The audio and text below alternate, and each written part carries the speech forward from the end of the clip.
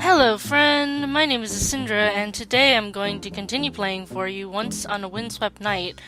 We did Madeline's route last time on accident, and so I'm going to do Daffodil's route and then the combined one as well. So, what shall we do while waiting for Madeline to wake up Daffodil? We are going to examine the tree. Of all the aspects of the church that had piqued the traveler's interest, it would have to be that. The tree. With cautious footsteps, still trembling from residual cold, the traveler rose to their feet. If the spindly tree was depressing from afar, it was doubly so up close. The branches were withered and wasted like malnourished limbs. Though the tree bore leaves, they were mottled with age, and it did not bear any fruit. Perhaps it could not. The traveler swallowed. For some reason, the tree was disconcerting. In fact, foolish though it sounded, it was almost as though the tree was calling to them.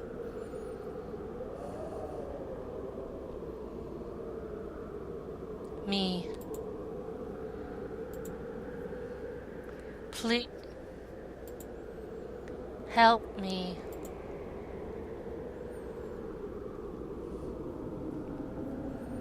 The traveler's ears, hidden beneath the folds of their cloak, flattened against their skull. If they listened closely, above the moaning of the wind and the falling of the rain, they could hear something. They swore they could hear something. But maybe it was their imagination. They were being foolish. It was just a tree. Nothing more and nothing less. Alright, so this time we're going to stay with Daffodil.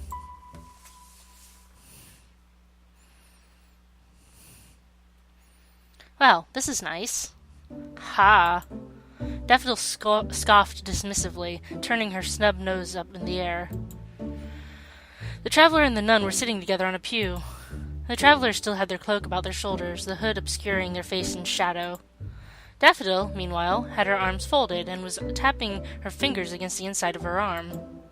Restless. Don't try to make small talk with me.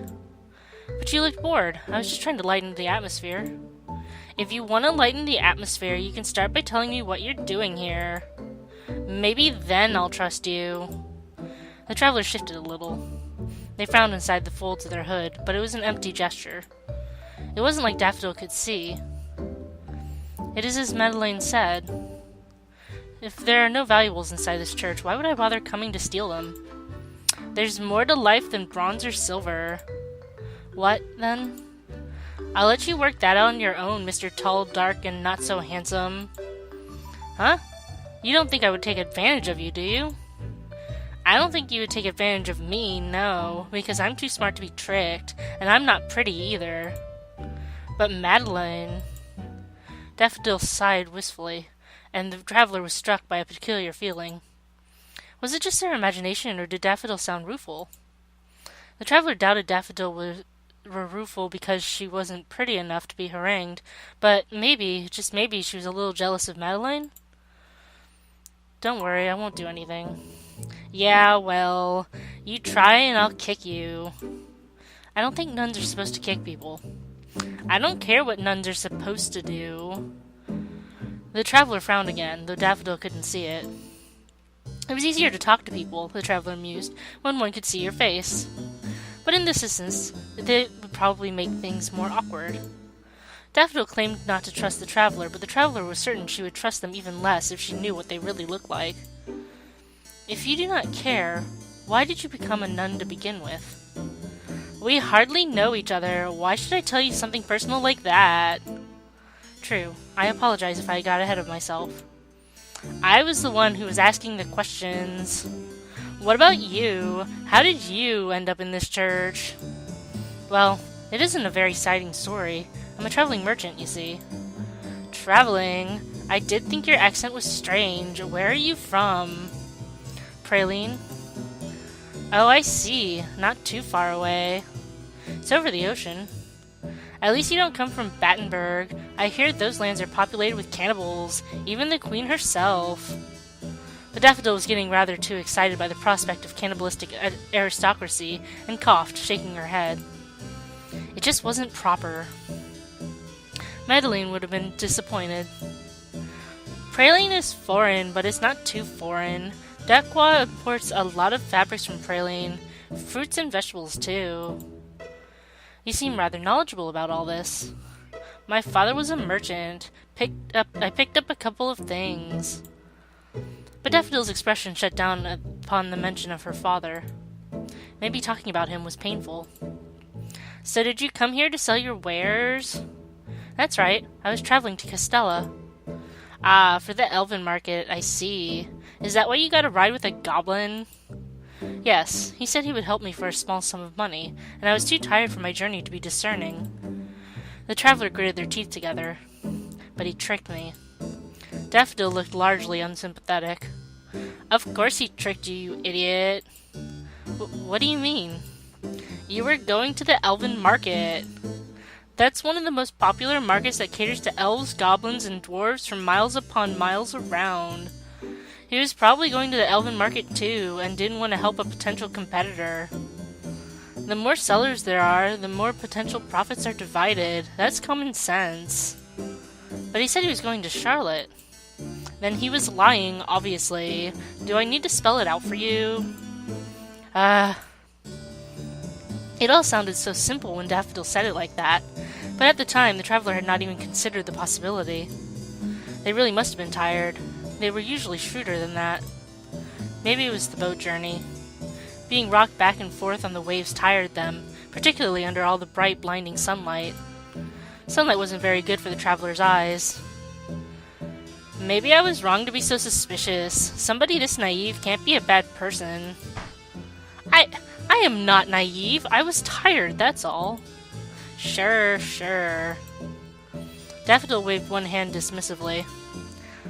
I've led a rather sheltered life, and even I can see through that much. You might want to get your eyes checked.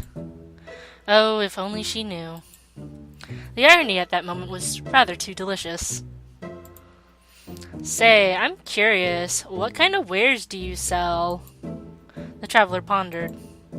The wares they dealt with were of a rather intimate nature, and they did not imagine Daffodil, having led a sheltered life, would appreciate it. Certainly would not endear the girl to them. Daffodil, however, was rather sharp and had a discerning eye when it came to untruths. We're going to tell her the truth. Well, it is rather embarrassing, but... What? I sell certain enhancing items, mostly to dwarves and goblins. Enhancing? Like for their physical strength or stamina? I suppose, in a sense, but it's physical strength and stamina for a very specific, particular purpose. Oh, and what is that? Well, you know. The traveler coughed. They had never been all that embarrassed about their line of business before, and paid good money, and money was important. But talking about it with a nun, of all people, seemed a bit... sacrilegious. This was even more embarrassing than telling their mother had been. It's to enhance strength and stamina in the bedroom, boudoir, chamber, act of making love? Oh. Daffodil looked at the traveler. The traveler looked at Daffodil. Then, with a sudden squeak, Ew, that's gross. Daffodil shuffled backwards on the pew, her eyes wide with alarm. Her face was pale, but her cheeks were bright red. I take back what I said before. You're suspicious. You're definitely suspicious. There's nothing suspicious about it. It's just a way to make a living. You make a living selling filth. You're debasing yourself. I'm hardly debasing myself. I'm just filling in a gap in the market. You are impossible. I have a talent for brewing aphrodisiacs, that's all. Everything's made by hand. The traveler belonged to a race that were renowned for their innate skills as herbalists. Perhaps it was because of their enhanced senses of sight and smell, but they were able to detect which plants were edible and which were not from afar. The traveler had been taught the art of potion making from an early age. They had brewed simple concoctions at first, like cold medicine and sleeping draughts, but their repertoire expanded when it became apparent that they were even more talented than most. Now, with the traveler nearing their 24th day, they're 24 days old, they made a living selling aphrodisiacs to dwarves and goblins. Their mother had thrown a fit when she had discovered. She had been dead set on the traveler inheriting the family apothecary back home, but the traveler had been firm. There was, as it transpired, far more money in selling aphrodisiacs than there was stomach medicine. Go figure. It's all a matter of numbers. I do what I can to survive. As the daughter of a merchant, you should know that much. My father might have been a merchant, but he didn't dabble in filth. And how do you know? He wouldn't stoop that low. My father was a good man. He told me everything he did. Everything? Daffodil's shoulders tensed. She dipped her head, her lashes fluttering. Well, maybe he did stoop that low. Lower, even. She sighed. You are a total stranger, of course, and I hardly know you, but I suppose you shared a rather intimate detail with me, so, I can tell you a little bit about myself. The traveler frowned, surprised by this turn of events.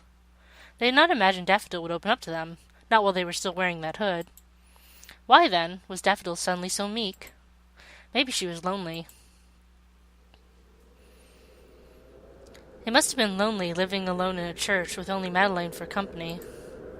The traveler had not asked because an opportunity had not presented itself, but they had not seen any other sisters. It was possible that they were asleep at this hour, but the pervasive atmosphere in the church was far too lonely and desolate for that. We, of course, know that they died of the plague. I wonder if the traveler has the plague or something, and that's why they won't take off their cloak. Then again, they don't seem like the type of person to just go about if they would have the plague and get everybody sick, because that would be like really bad for their business. No return customers. That tree sprouting from the stone floor by the altar was proof enough. You know, you don't need to tell me if you don't want to. I don't mind. But I do. I want to talk. I thought you didn't like me.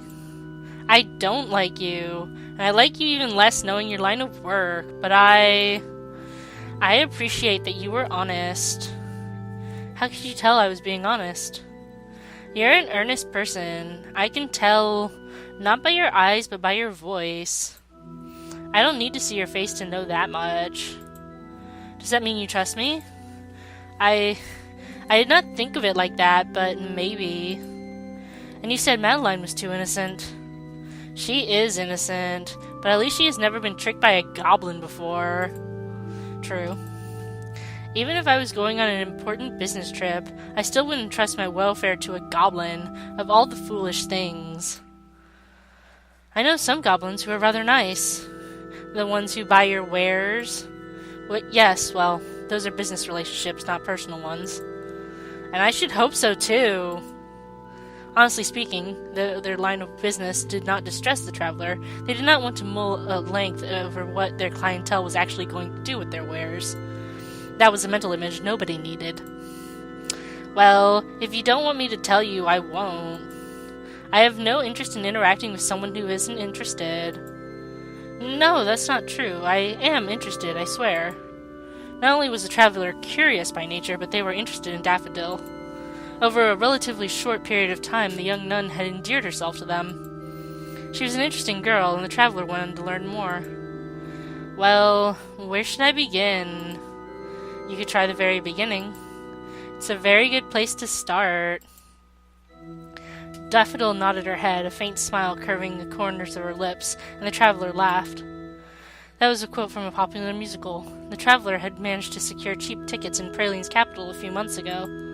They had not realized it was so popular it also spread to Tequa. Let's see.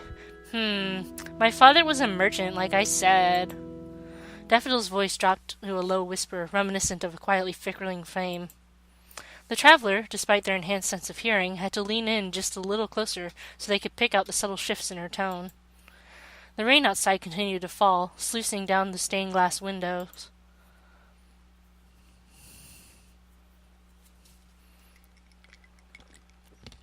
Daffodil's story.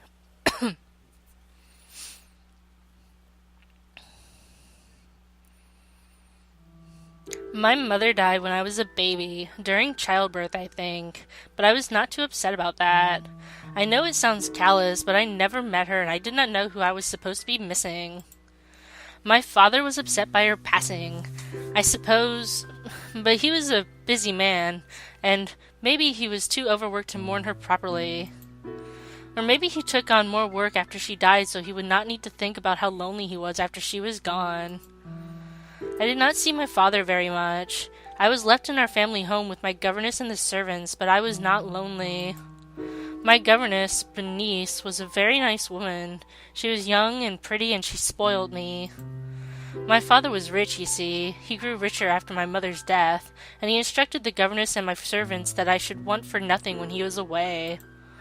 Though I wasn't royalty, I lived like one. No matter how whimsical my requests, they were fulfilled. If I claimed I wanted a dress the color of ocean waves, or a bard to play me the song of springtime on a harp, it was done. There was no expense spared. When my father did return home, he showered me with presents he had brought back from abroad. I had books filled with beautiful illustrations in languages I could not read, and a dress for every day of the year with matching ribbons and jewelry the likes of which you have never seen. I would like to say the gifts were immaterial, and all I really wanted was the love and affection of my father, but that was not so. I was a spoiled girl. I was accustomed to being spoiled throughout my childhood, and I liked the attention. I thought that was the way things should be. Given I had everything I could ever want at home, I never went outside. If I did leave the house, I was accompanied by Bernice, and we went shopping for new clothes or attended the theater. I never had to do any household chores. I did not even have to dress myself. And then my idyllic life was destroyed almost in an instant. I do not know exactly how it happened, but there was a series of poor business decisions, and my father lost a good deal of his wealth. We were not destitute, not entirely, but we were a good deal poorer than we had been. My father had to sell much of my fine clothes and jewels, and the expensive gifts. We let more than half of our staff go, and we sold our house. It was during these trying times that my father showed a side of himself I had never imagined. I could not believe it when he first asked me. I thought it must have been some kind of joke. In bad taste, yes, but how could he? How could he? I never thought my father was capable of such a thing. As I have said, I loved and trusted him, but perhaps that was because I did not truly know him. We rarely spent time together, and because he always flattered my ego with gifts, I had allowed myself to believe he was the most wonderful man in the world. More wonderful than all my clothes and jewels and shoes combined. Well, I do not think he did it to hurt me. He did it because he wanted me to be safe, and, perverse though it may sound, I'm sure he had my happiness at heart. My father always put me first, in his own way, but perhaps it was self-serving. He lavished me with gifts to fill a void in his own heart left behind by my mother's death, but he was so maddened by the thought of providing for me, he never stopped to ask what I wanted.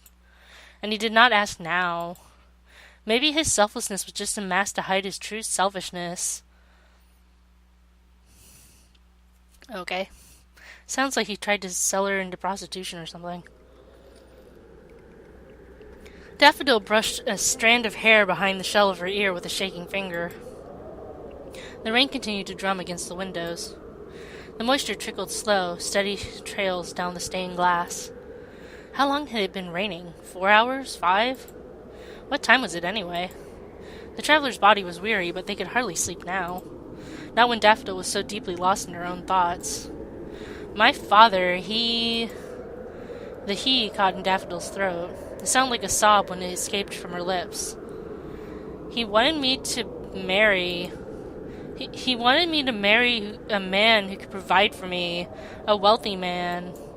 An old man. She shivered. The traveler had never known Daffodil could look so vulnerable. Well, that's not nearly as bad as I thought.